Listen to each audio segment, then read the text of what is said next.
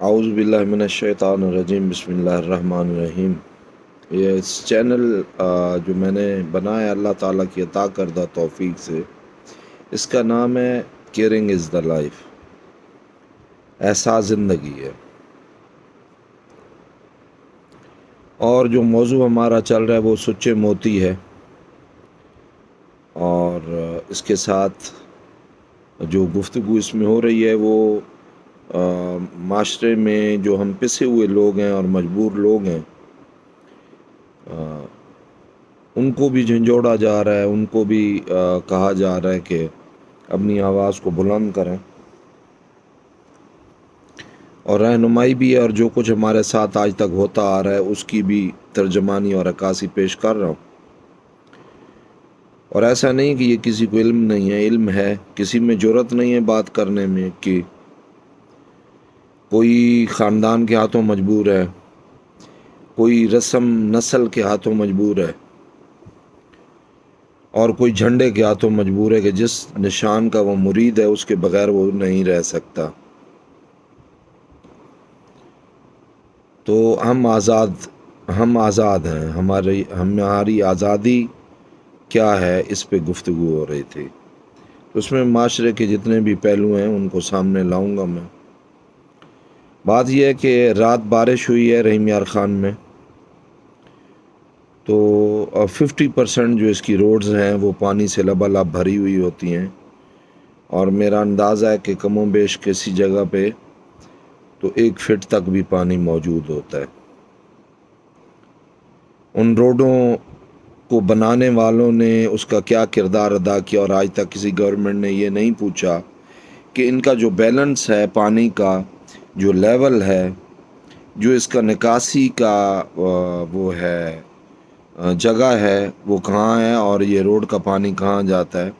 ہرگز نہیں، کیونکہ چہتے لوگوں کے لیے ٹینڈر نکالے جاتے ہیں، چہتے لوگوں کو نوازا جاتا ہے۔ اصل میں تو آپ کو یہ بتاؤں کہ اب مین جگہ جو ہے نا رحیم یار کی، وہ لکڑ منڈی چوک میں پانی بے شمار ہے۔ اس کے علاوہ تعمیر ملت روڈ پہ بے شمار پانی ہے۔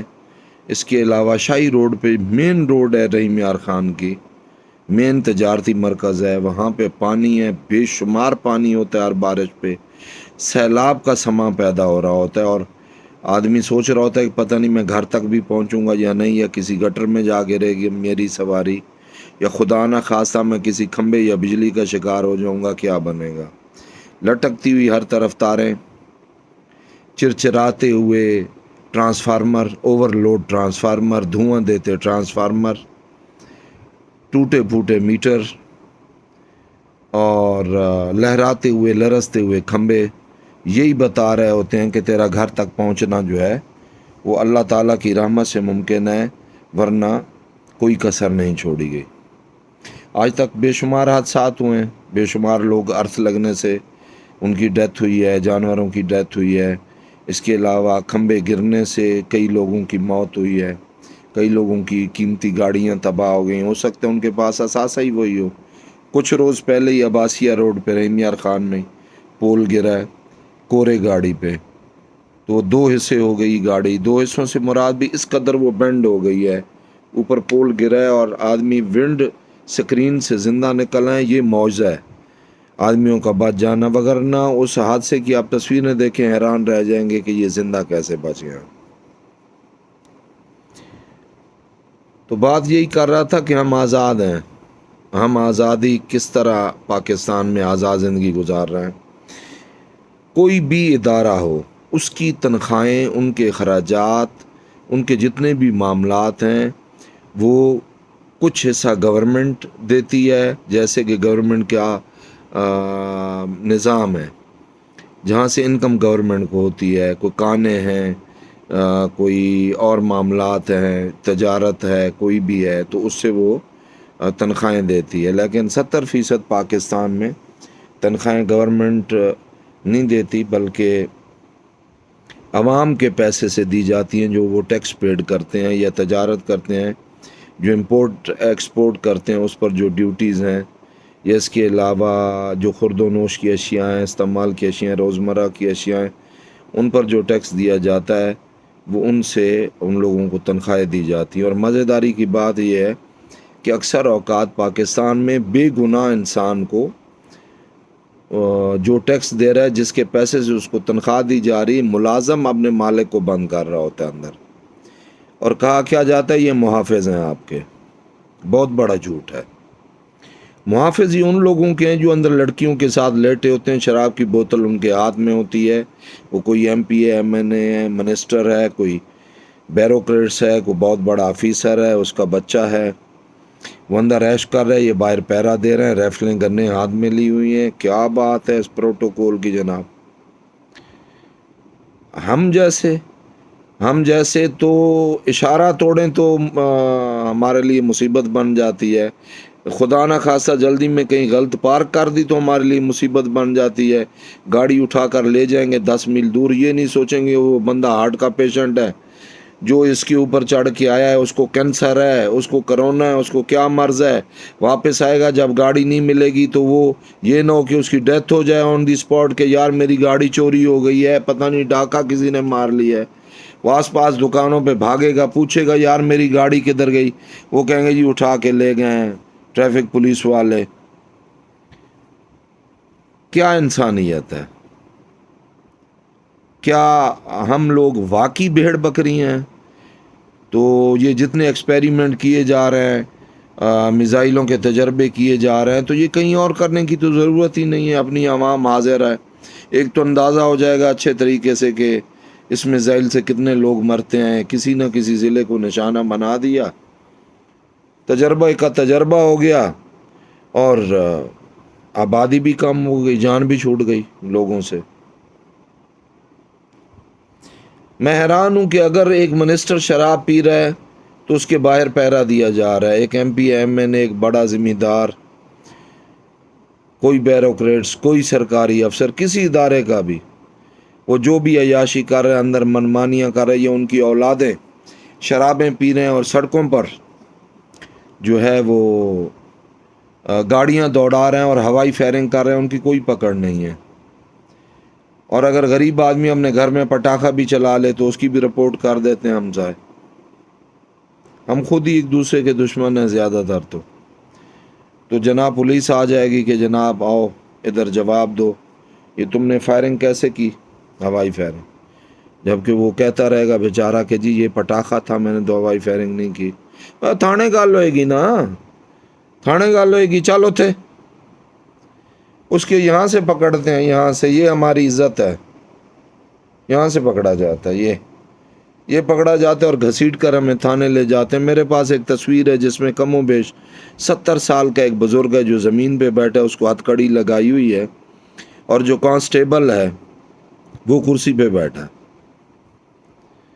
وہ تو ابھی مجرم تو نہیں ہے، اس پہ جرم ثابت نہیں ہوا، کسی نے جھوٹی یا سچی شکایت کی ہوگی، اس کو بھی عزت دی جائے، اس کو بھی کسی کرسی پہ بٹھایا جائے، اس کو بھی پنکھے کے نیچے بٹھایا جائے، اس کو بھی پینے کے لیے ٹھنڈا پانی دیا جائے۔ اتفاق ہوا مجھے 1-2 راتیں گزارنے کا تھانہ بی ڈویژن، تو میں نے پہلے بھی کہا تھا تقریر میں، شاید آپ لوگوں نے سنی یا نہیں، تو وہاں کا جو واش روم ہے وہ ایسا ہے کہ تھانے والے بھی دیکھتے رہیں گے آپ کو آگے پیچھے سے، اور جو قیدی بیچ میں بند کیے ہیں وہ بھی دیکھتے رہیں گے، بدبو ہر چیز مکس ہوتی رہے گی۔ وضو کے لیے کوئی ٹوٹی کا انتظام نہیں، جو ٹوٹی ہے وہ ٹپکتی رہتی ہے۔ آپ جب بیٹھے ہیں بڑے پیشاب کے لیے، چھوٹے کے لیے، تو وہ ٹوٹی کے جو چھینٹے آپ کے کپڑوں کو ویسے ہی پلید کر دیتے ہیں، تو آپ پھر اس کے بعد نماز کیا پڑھیں گے، وضو کس جگہ پہ کریں گے؟ اور جو آپ کا اللہ تعالیٰ نے پردہ رکھا ہے، جو ایک راز رکھا ہے ہر آدمی کا، ایک پردہ رکھا ہے، ایک حیا کا معاملہ ہے، وہ بھی سب کے سامنے اریاں ہو گیا، سب نے آپ کو ننگا دیکھ لیا، سب نے آپ کی اچھائی برائی کمزوری جان لی۔ یہ ہمارا معاشرہ ہے، یہ ہمارا سیٹ اپ ہے، یہ ہماری زندگی ہے، اس کے لیے ہم ٹیکس دیتے ہیں، اس کے لیے ہم جد و جہد کرتے ہیں، اس کے لیے ہم کماتے ہیں کہ ہمیں ذلیل کیا جائے، ہمارے کاندھوں سے پکڑا جائے۔ اور اس کے علاوہ آپ نے یہ بھی محسوس کیا ہوگا کہ جب چلان ہوتے ہیں موٹر سائیکلوں کے تو روڈ کے اوپر، تو کس طرح ان کو ذلیل کیا جاتا ہے۔ جہاں موٹر وے پہ ساتھ میں ایک گاڑی پھر رہی ہے، تو اسی طرح یہ چلان کرنے والوں کے ساتھ بھی ایک گاڑی پھر رہی ہو جو تازی چٹ کاٹ کے اگلے کے ہاتھ میں دے. اگر اس کا لائسنس نہیں ہے، اگر موٹر سائیکل کے کاغذات نہیں ہیں، تو اس سے 100-200 روپے جرمانہ لے کر جائز طریقے سے اس کی حیثیت یا اس کی موٹر سائیکل کی حیثیت ہی دیکھ لی جائے. یار کم از کم اتنی تو انسانیت ہونی چاہیے. ہو سکتا ہے کہ اس کا سرمایہ ہی وہ موٹر سائیکل ہو جس کی قیمت 8,000 ہے. اس بندے کو 700 روپے جرمانہ کر دیں، کہاں سے لائے گا 700 روپے یار؟ ہو سکتا ہے وہ آٹا ڈیلی خرید کے تازہ لے کر جاتا ہو اور 2 وقت کھاتے ہو، 1 وقت بھوکا رہتے ہو. یار کیوں خدا کا خوف نہیں آپ لوگوں کو؟ مجھے بڑا دکھ ہوتا ہے. یہ پارٹ 3 جو ہے میں آپ کی نظر کر رہا ہوں، عوام کو جگانے کی بھی کوشش کر رہا ہوں اور اداروں کو جھنجھوڑ رہا ہوں، کیونکہ اس میں سارے لوگ تو غلط نہیں ہیں، اچھے لوگ بھی ہیں. ان کے لیے دعائیں ہیں ہماری. تو گاڑی نہیں ہوگی، کیا ہوگا؟ یہ موٹر سائیکل باؤنڈ کر دیں. یہ پارٹ 3 ہے، پھر اس کے بعد بات ختم کر کے پارٹ 4 میں انشاءاللہ تعالیٰ، تاکہ لمبی نہ ہو جائے پھر آپ بور ہوں گے. تو کیا ہوا جناب کہ اس کا چلان کاٹا. اب سارے بازار اس کو 20 آدمی دیکھ رہے ہیں. ہر شخص کی عزت نفس ہوتی ہے. ہر آدمی چاہے وہ غریب ہے یا امیر ہے، وہ چاہتا ہے مجھے عزت بھی ملے، مجھے عزت سے بلایا بھی جائے، میرے ساتھ اخلاق سے بات کی جائے، میرا خیال رکھا جائے یار.